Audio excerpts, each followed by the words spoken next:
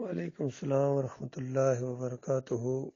یہ واسطے وسیلے کا شرک اور صدقے دینے والا شرک، یہ بہت ہی نجس شرک ہے اور ذات کے شرک کے بعد شدید ترین شرک ہے، اللہ کی توہین ہے۔ اللہ تعالیٰ نے صحیح طریقہ یہ بیان کیا ہے، وَلِلَّهِ الْأَسْمَاءُ الْحُسْنَىٰ فَادْعُوهُ بِهَا، اللہ کے اچھے اچھے نام ہیں، انہی کے ذریعے پکارو۔ جس طرح حدیث میں 99 نام کا ذکر ہے، اور ویسے بھی قرآن کے اندر اللہ کے صفاتی نام آئے ہیں، تو جس جگہ اس کی جس صفت کا اظہار ہو اس کے ذریعے اللہ کو پکارنا یہ ایمان ہے۔ اور ساتھ ہی اللہ تعالیٰ نے بتایا کہ ایسے لوگوں کو بالکل چھوڑ دو جو اللہ کے ناموں کے معاملے میں الحاد کا شکار ہو گئے ہیں اور کفر و شرک کے اندر مبتلا ہو گئے ہیں۔ تو یہ شرک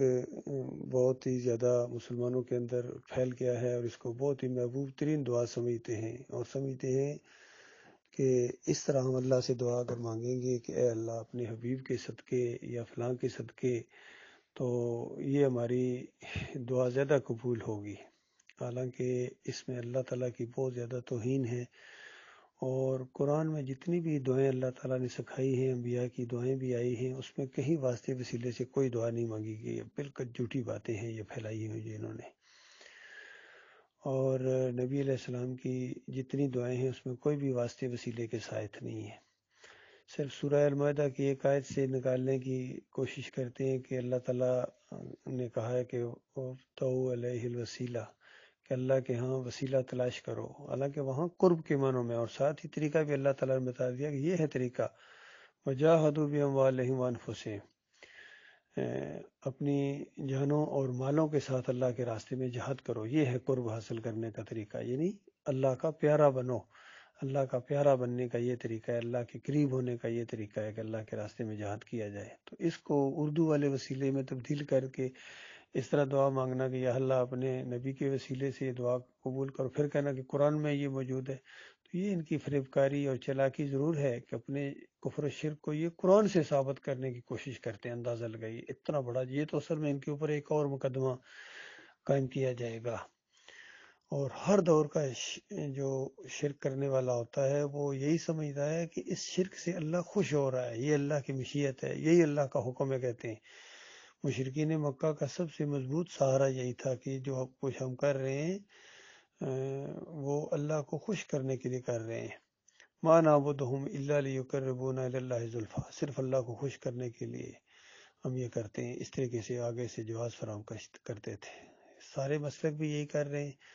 بریلوی دیکھیے نبی علیہ السلام کو اللہ کی ذات کا ٹکڑا منوانے کی کوشش کر رہے ہیں، تو کیا کوئی نفرت میں کر رہے ہیں یا دشمنی میں کر رہے ہیں؟ محبت کے اندر آگے کر رہے ہیں۔ تاکہ عیسائی اور یہودی جو اپنے انبیاء کو اللہ کے ساتھ شریک ٹھہراتے ہیں، ان کا یعنی بیٹا مانتے ہیں، تو کیا کوئی نفرت میں کرتے ہیں؟ یہ محبت میں ہی کرتے ہیں۔ اسی محبت سے منع کیا گیا تھا۔ تو محبت اللہ کی یہ ہے کہ نبی کی پیروی کی جائے، اللہ کا حکم مانا جائے، نبی علیہ السلام کی اطاعت کی جائے، یہ ہے اللہ تعالیٰ کی محبت۔ سارے صحابہ نے اسی طریقے سے کیا، اور آج ان مسلمانوں کی یہ جو درگت بنی ہوئی ہے وہ اسی وجہ سے بنی ہوئی ہے۔ ذلت اور خواری ان سے ہٹنے کا نام ہی لے رہی ہے، اور پھر آج کل جس طرح غربت کا دور ہے، مہنگائی کا دور ہے، سخت تکلیفوں میں ہے یہ مسلمان، اور پھر اپنی بے بسی کا اظہار کرتے ہیں، اور ساتھ ہی آخر میں کہتے ہیں کہ یا اللہ اپنے حبیب کے صدقے ہمارے اوپر رحم فرما۔ ان کے اینکر بھی اسی طریقے سے کرتے ہیں، یہ عمران ریاض ہو، حقیقت ٹی وی والا ہو، حتیٰ کہ اور یا مقبول ہو، یا ایک شامی، اور ایک بلال آج کل بڑا ایکٹیو ہے، یہ سارے کے سارے اسی شرک کے اندر مبتلا ہیں۔ عمران خان ہو یا فضل الرحمان ہو یا طارق القادری ہو یا طارق جمیل ہو، سب اسی شرک کو پروموٹ کر رہے ہیں۔ ایک ہی ان کے عقیدے ہیں، اور انہی عقیدے کی بربادی کی وجہ سے ان کے اوپر ذلت و خواری، اللہ کا غصہ ان کے اوپر بڑھتا چلا جا رہا ہے۔ تو یہ بڑا شدید شرک ہے۔ باقی دوسرا سوال آپ نے یہ کیا ہے کہ یہ جو حج کرتے ہیں دوسروں کی طرف سے،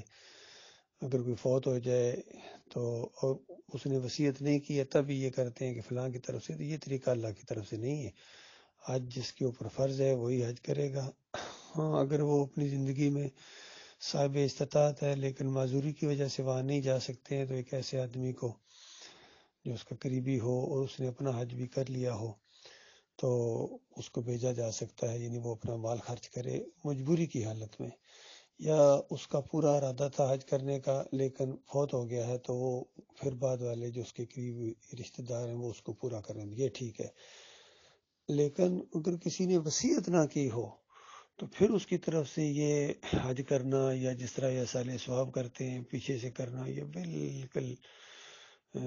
دین کے مزاج کے خلاف ہے، اور کبھی بھی یعنی صحابہ کا یہ عمل نہیں رہا ہے کسی دوسرے کی طرف سے کیا جائے۔ ہاں، وصیت اور وصیت پورا کرنے کا معاملہ ہو، جس طرح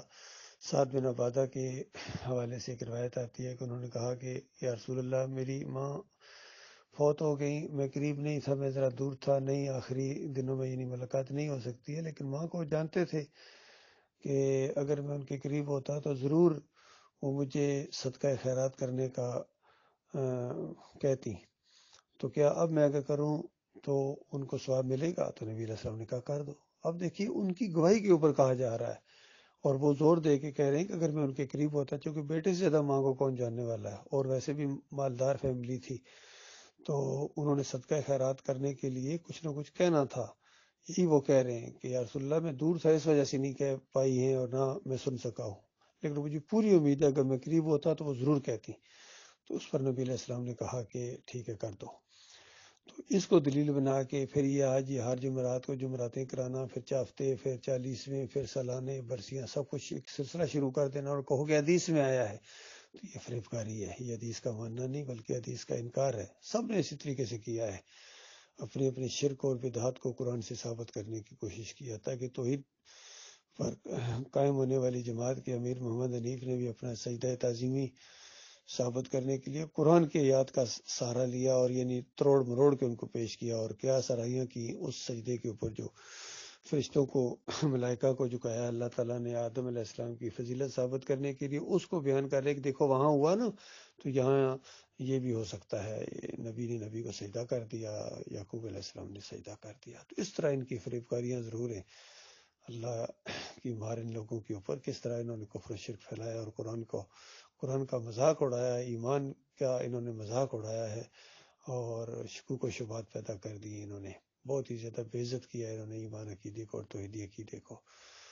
اللہ تعالیٰ ہمیں ایمان خالص پر جم جانے کی توفیق عطا فرمائے۔